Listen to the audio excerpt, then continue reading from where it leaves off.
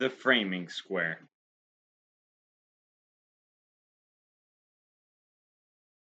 What looks like just an L-shaped piece of metal is one of the most invaluable and practical tools a carpenter can have. Because there are hundreds of uses for the framing square, in this presentation I will only scratch the surface with the information I will give today on this tool. I will begin with the history of the framing square.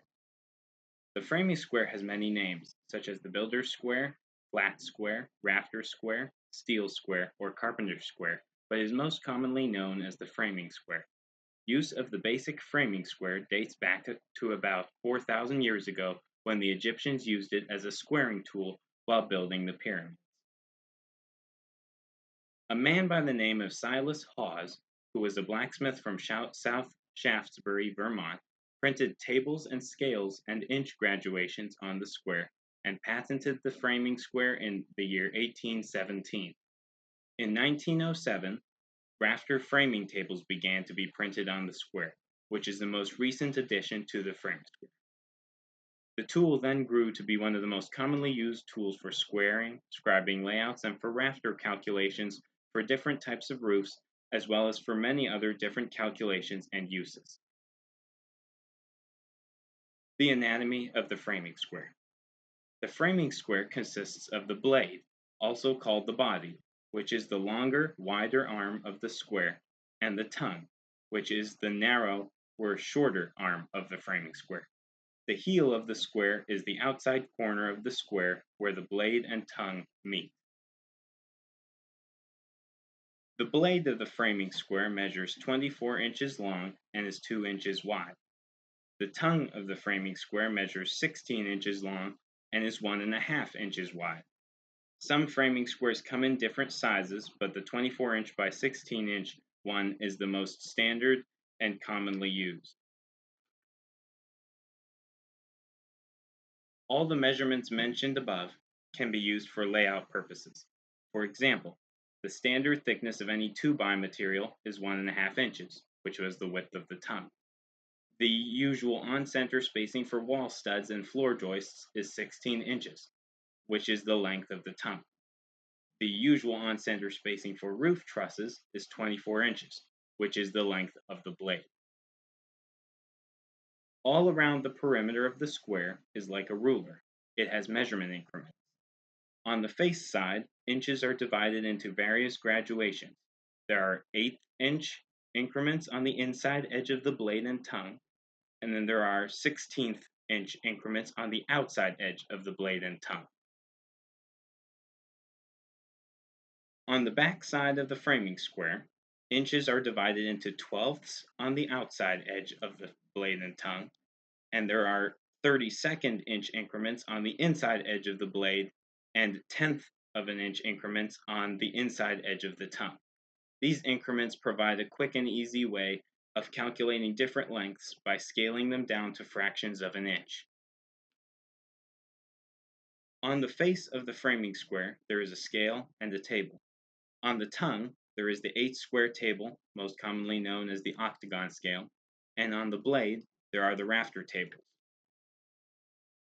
On the back of the framing square, there are 2 types of measurements, the brace scale on the tongue and Essex board feet measurements on the blade.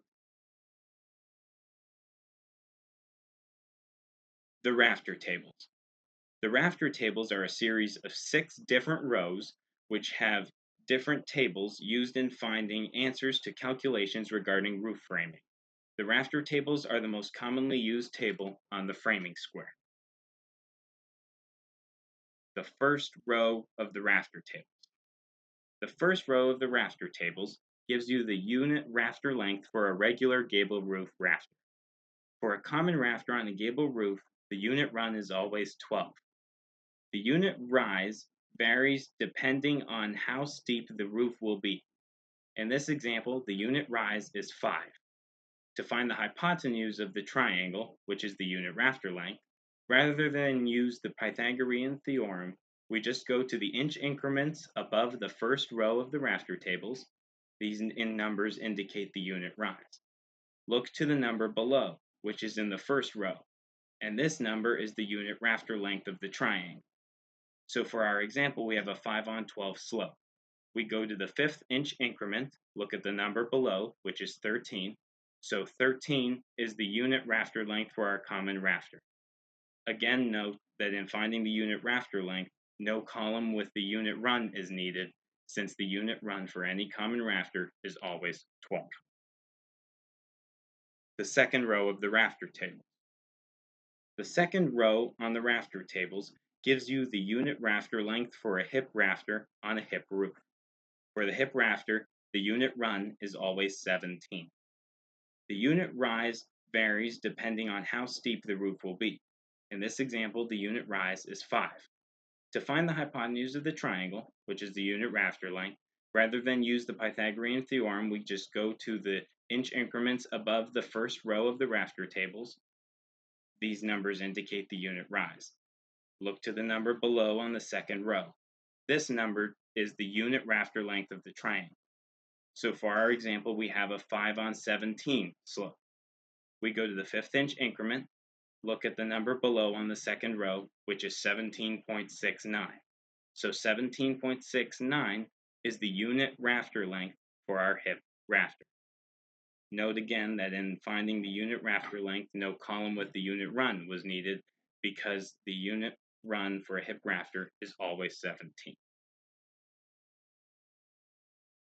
Before I begin the third and fourth row of the rafter tables, I want to explain what the definition of common length difference is regarding jack rafters on a hip roof.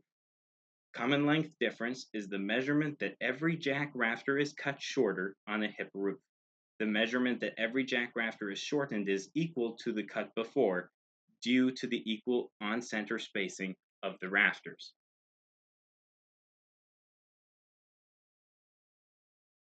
The third and fourth row of the rafter tables. The third row of the rafter tables gives you the common length difference of jack rafters at 16 inch on center. So for example, we have a hip roof with a 5 on 12 slope, and the rafters are spaced at 16 inch on center. We will go to the 5th inch increment, which is the unit rise, go down that column to the third row. This increment shows 17 and 5/16. So 17 and 5/16 inches is the measurement to deduct from the previous rafter to make the jack rafter, when the spacing is 16 inch on center. The fourth row of the rafter tables gives you the common length difference of jack rafters at 24 inch on center. So for our example, we have a hip roof with a 5 on 12 slope, and the rafters are spaced at 24 inch on center. So we go to the 5th inch increment, which is the unit rise, go down that column to the fourth row. The increment shows 26. So 26 inches is the measurement to deduct from the previous rafter to make the jack rafter when the spacing is 24 inch on center. The rafter table's 5th and 6th row. The 5th row of the rafter tables gives you the number to set your framing square to find the side cuts of jack rafters. For example, if we have a 5 on 12 slope, we go to the 5th inch increment, go down to the column beneath on the rafter tables until row 5. These are the side cuts of jack rafters. The number shown is 11 and 1/16. This number we now set the blade of our framing square to, and we set the tongue of the framing square to the 12 inch increment, and we scribe a line across. This line is where to make the side cut on the jack rafter. The 6th row on the rafter tables gives you the number to set your framing square to find the side cuts of hip or valley rafters. For example, if we have a 5 on 12 slope, then we go to the 5th inch increment, go down to the column beneath on the rafter tables until row 6, the side cut of hip or valley rafters. The number shown is 11.5. This number we now set the blade of our framing square to, and then we set the tongue of the framing square to the 12 inch increment, and we scribe a line across. This line is where to make the side cut on the hip or valley rafter. The octagon scale. The octagon scale is used to lay out an octagon in a square that has even inch dimensions. It is used in conjunction with a circle compass. The dots on the scale indicate how much to go left and right of the center lines in the square so you can draw an octagon. On the next slide, I give an example of how to use the octagon scale.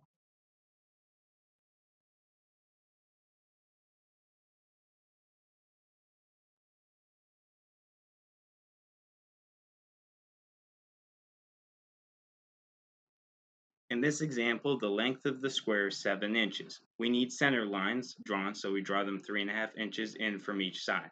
Then we get the framing square's octagon scale and our circle compass and count the dots over to the number of inches the length of the square is. Then we mark the distance on each side of our center lines. Then we draw lines from one mark to the next in each quadrant, resulting in an octagon.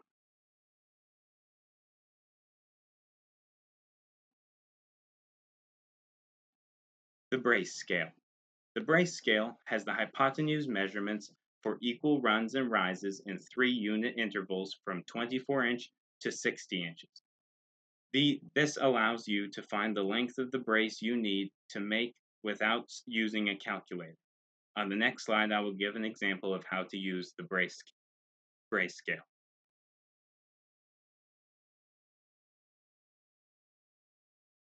So for this example, we want our diagonal brace to go from 24-inch by 24-inch triangle, and we want the measurement of the length of our brace. So we take the brace scale, go to where it shows 24, 24, and 33.94. We take the 0.94 and convert it to the nearest 16th, and so we find that our length of the brace will be 33 and 15/16 long. Board feet measurements. The board feet measurements are used to determine how many board feet are in a piece of lumber. Softwoods in large quantities and hardwood lumber is priced and sold by the board foot. When calculating board feet, the nominal dimensions are used, not the actual dimensions. The unit of measurement of lumber is the board foot. By definition, a board foot is the volume of a board 1 inch thick, 1 foot wide, and 1 foot long. BF and MBF are commonly used abbreviations for board foot. M in front of the abbreviation stands for 1,000 board feet. So 4 MBF would indicate 4,000 board feet. The formula for calculating board feet is as follows. The thickness in inches multiplied by the width in feet multiplied by the length in feet is equal to how many board feet are in that piece of lumber. There are other formulas depending on whether the measurements are taken in feet or inches, but all these formulas still arrive at the same answer. On the framing square, though, rather than having to do all of these calculations, you can use the framing square to easily find how many board feet are in a piece of lumber. On the next slide, I will show you an example of how to use the framing square to find the board feet in a piece of lumber that is 1 inch thick. So for our example, we want to find the board feet in the piece of lumber that is 14 feet long, 10 inches wide, and 1 inch thick. So we get the board feet scale, go to the starting point under the 12-inch increment, and go to 14, which indicates the length of our board. Then we go over to the 10-inch increment, which indicates the width of our lumber in inches. We then go down that column and match it up horizontally with the 14-foot mark. The number shown is 11 8/12. We simplify 8/12 and come up with the answer of 11 2/3 board feet. In conclusion, I hope that my presentation of the framing square was helpful and informative, and that you will soon have a framing square in your toolbox. May you come to have a deeper understanding and appreciation of the masterminds who designed and invented this tool and the wonders it can do for you.